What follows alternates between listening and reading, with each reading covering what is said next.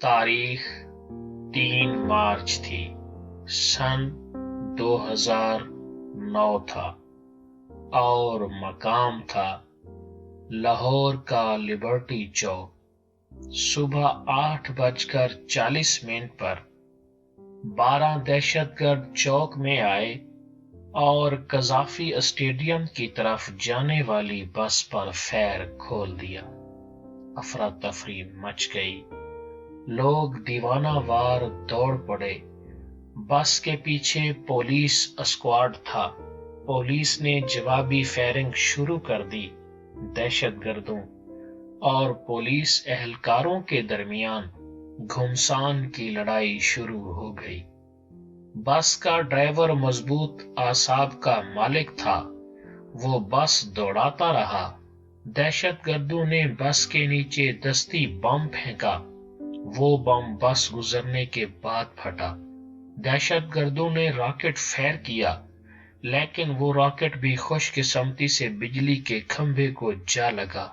बस चलते चलते कजाफी स्टेडियम के अंदर दाखिल हो गई। अमले ने फौरी तौर पर गेट बंद कर दिए। दहशतगर्दों ने मायूसी के आलम में अंधाधुंध फायरिंग की और पीछे हटते हटते फरार हो गए। फायरिंग रुकने के बाद मालूम हुआ पुलिस के 5 जवान शहीद हो चुके हैं। बस में श्रीलंकन क्रिकेट टीम सवार थी। टीम के 6 अरकान भी जख्मी हो गए हैं। दहशतगर्दों ने बस पर हजारों गोलियां बरसाई थी।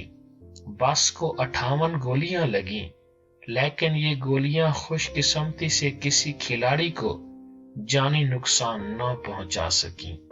ये भी मालूम हुआ ये हमला बस के ड्राइवर माहर मोहम्मद खलील ने नाकाम बनाया था।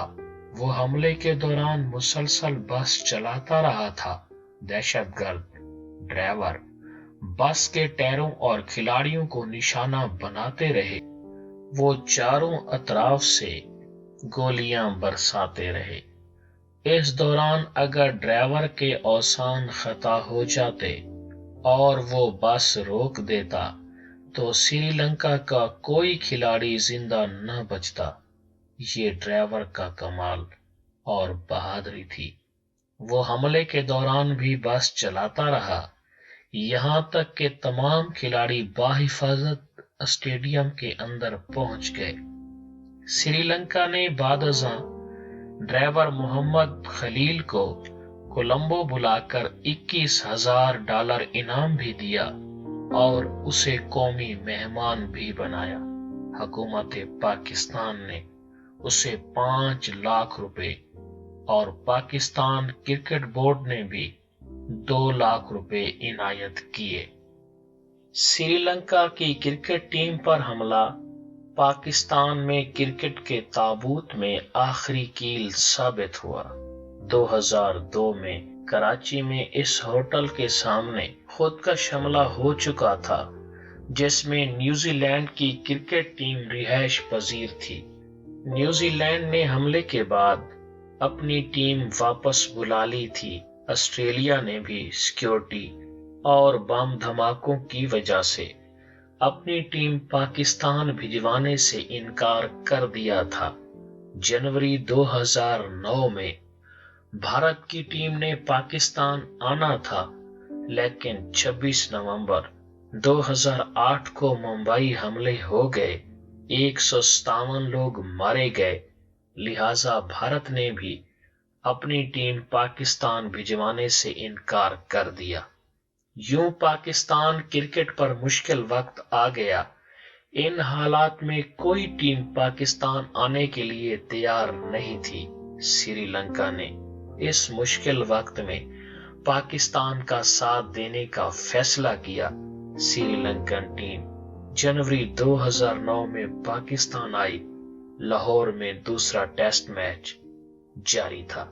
श्रीलंकन टीम 3 मार्च की सुबह मैच के लिए होटल से स्टेडियम के लिए निकली। ये जब कजाफी स्टेडियम के करीब लिबर्टी चौक पहुंची तो दहशतगर्दों ने हमला कर दिया। ये हमला 20 मिनट जारी रहा। हमले में खिलाड़ी बच गए, लेकिन क्रिकेट फौत हो गई। श्रीलंका के खिलाड़ियों को हेलीकॉप्टर के जरिए स्टेडियम से एयरपोर्ट पहुंचाया गया और ये वहां से श्रीलंका रवाना हो गए। जहाज उड़ा और फिर इसके साथ ही क्रिकेट भी पाकिस्तान से प्रवास कर गई। हमारे स्टेडियम, हमारे क्रिकेट के मैदान वीरान हो गए। हम मुल्क में अब तक क्रिकेट की 8 बरसियां मना चुके हैं। हमारे मुल्क के वो तमाम बच्चे जिनकी उम्रें 2009 में 4-5 साल थीं, वो स्टेडियम क्रिकेट और मैचों के बगैर जवान हुए। वो 5 मार्च 2017 तक किसी स्टेडियम के सामने कतार में खड़े नहीं हुए। वो स्टेडियम में बैठकर मैच देखने की लज्जत तक से वाकिफ नहीं है। हमारी ताजा तारीख में एक ऐसा वक्त भी आया जब हमारे स्टेडियम्स की पिचेस पर घास उग आई थी और निशस्तों को जंग चाटने लगा था। हमें आज ये हकीकत माननी होगी, नजम सेठी ने कब्र में उतरती इस क्रिकेट को नई जिंदगी दी। Pakistan super league PSL Najam Sethi का जाती आइडिया था। ये इस आइडिया के साथ जिससे भी मिले उसने उन्हें डिस्करेज किया। हुकूमत PSL की सबसे बड़ी मुखालिफ थी। वजीर आला मियां शहबाज शरीफ हों या फिर वजीर आजम मियां नवाज शरीफ हों, किसी ने उनके आइडिया से इत्तेफाक नहीं किया, लेकिन ये इसके बावजूद डटे रहे। ये इंटरनेशनल खिलाड़ियों से मिलते रहे और उन्होंने इस मेल मुलाकात के दौरान फटीचरों और रेलू कटों को शलवार कमीज और शेरवानी पहनने, पाकिस्तानी तराने गाने और पाकिस्तानी परचम उठाकर स्टेडियम का चक्कर लगाने के लिए कायल कर लिया। हमें ये मानना होगा ये नजम सेठी थे जिन्होंने 5 टीमें बनाई, 9 फरवरी को दुबई में PSL शुरू की और फाइनल पाकिस्तान में कराने का ऐलान किया। हमें ये भी मानना होगा माल रोड लाहौर के खुदकश हमले और सेमन शरीफ के सानिहे के बाद लाहौर में मैच आसान फैसला नहीं था। इस फैसले ने क्रिकेट के साथ साथ बेशुमार लोगों का कैरियर खा जाना था। वफाकी और पंजाब हुकूमत दोनों कंफ्यूजन का शिकार थी। मेरी 24 फरवरी को लाहौर में मियां शहबाज शरीफ से मुलाकात हुई। मुझे उस दिन वजीर आला पंजाब डबल माइंडेड लगे। उनका कहना था मैं जाती तौर पर लाहौर में मैच कराना चाहता हूं, लेकिन इंटेलिजेंस इतलात ठीक नहीं है। खुदा न खास्ता अगर कोई वाकया हो गया तो मुल्क में क्रिकेट हमेशा के लिए खत्म हो जाएगी। मैंने उनसे अर्ज किया, मियां साहब, हम अगर आज ये मैच नहीं कराते तो फिर हम ये कभी नहीं करा सकेंगे। मैंने अर्ज किया, ये क्रिकेट का मैच नहीं, ये दहशतगर्दी और अमन का मैच है। हम अगर ये मैच नहीं कराते तो दहशतगर्द मैच से पहले ये मैच जीत जाएंगे।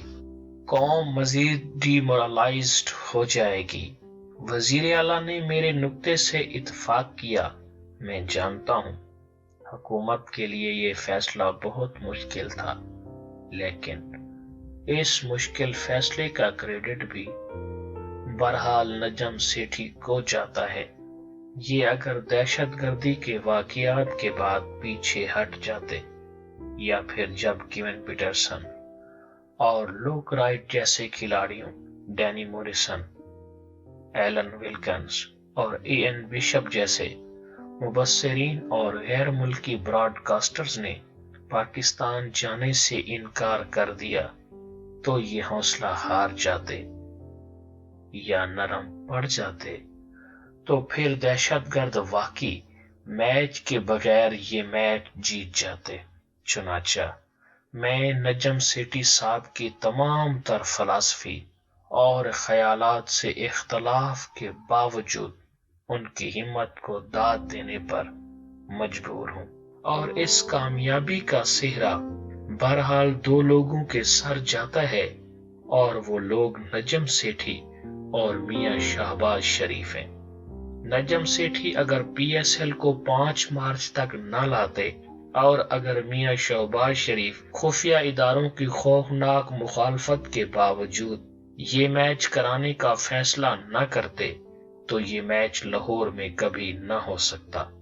چنانچہ ہمیں دل بڑا کر کے میاں شہباز شریف اور نجم سیٹھی دونوں کو مبارکباد بھی دینا ہوگی، اور ہمیں مخالفت برائے مخالفت اور حمایت برائے حمایت کی عادت سے بھی باہر آنا ہوگا۔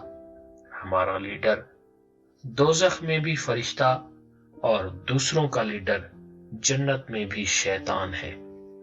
ہمیں اب یہ کلچر بھی بدلنا ہوگا۔ ہمیں اب لوگوں کو پرفارمنس کی بنیاد پر اچھا اور برا کہنے کی عادت ڈالنی ہوگی۔ ہمیں اب دل اور دماغ بھی بڑے کرنا ہوں گے، اور ہمیں دوسروں کی کامیابیوں میں پانی ڈالنے کا سلسلہ بھی بند کرنا ہوگا۔ یہ ملک اب ان چیزوں کا متحمل نہیں ہو سکتا۔ میری عمران خان سے درخواست ہے، یہ 64 سال کے ہو چکے ہیں، یہ سیاست میں بھی 21 سال پورے کر چکے ہیں، یہ ایک صوبے میں حکومت بھی کر رہے ہیں، اور یہ وفاق کا سب سے مؤثر اور تکڑا اپوزیشن گروپ بھی ہیں، لہذا اب انہیں بھی میچورٹی کا مظاہرہ کرنا چاہیے۔ یہ بھی اب چیزوں کو بلیک اور وائٹ میں دیکھنا شروع کر دیں۔ یہ اگر اس عمر میں بھی ان سر ویون ریچرڈز کو پھٹیچر اور ریلو کٹا سمجھتے ہیں جو ٹیسٹ کرکٹ کی 140 سالہ تاریخ میں سر کا خطاب پانے والے 30 کھلاڑیوں میں شامل ہیں، جو دنیا کے 20 عظیم کھلاڑیوں میں شمار ہوتے ہیں، اور جنہوں نے 1979 میں ویسٹ انڈیز کو ورلڈ کپ جتوایا تھا، اور یہ اگر ان ڈیرن سیمی کو بھی ریلو کٹا اور پھٹیچر سمجھتے ہیں، جنہوں نے پچھلے سال اپنی کپتانی میں دوسری بار ویسٹ انڈیز کو T20 کا ورلڈ کپ جتوایا تھا، اور دنیا جنہیں 20 بہترین T20 کھلاڑیوں میں شمار کرتی ہے، یہ اگر مارلن سمویلز کو بھی ریلو کٹا اور پھٹیچر سمجھتے ہیں، جو مارچ 2016 کے اس اسکواڈ میں شامل تھے جس نے ویسٹ انڈیز کو ورلڈ کپ جتوایا، اور جو دنیا کے بہترین کھلاڑیوں میں شمار ہوتے ہیں، اور یہ اگر ڈیوڈ ملن اور کرس جارڈن کو بھی ریلو کٹے اور پھٹیچر سمجھتے ہیں، تو پھر ان کی سیاسی مخالفت تعصب سے بھی آگے نکل چکی ہے۔ یہ مخالفت اب بیماری بن چکی ہے۔ ہمیں یہ حقیقت ذہن میں رکھنی ہوگی، جب بیمار معاشروں کو لیڈر بھی بیمار لگنے لگے تو پھر وہ معاشرے نہیں رہتے، وہ پھٹیچر اور ریلو کٹے بن جاتے ہیں، اور ہم تعصب کی اس پھٹیچر دلدل میں روزانہ کی بنیاد پر ریلو کٹے ثابت ہوتے چلے جا رہے ہیں۔ ہماری بیماری موذی مرض بنتی چلی جا رہی ہے۔ مجھے خطرہ ہے کہ یہ سلسلہ اگر اسی طرح جاری رہا تو ہم کہیں آدم خور نہ بن جائیں، ہم پر کہیں مردے حلال نہ ہو جائیں۔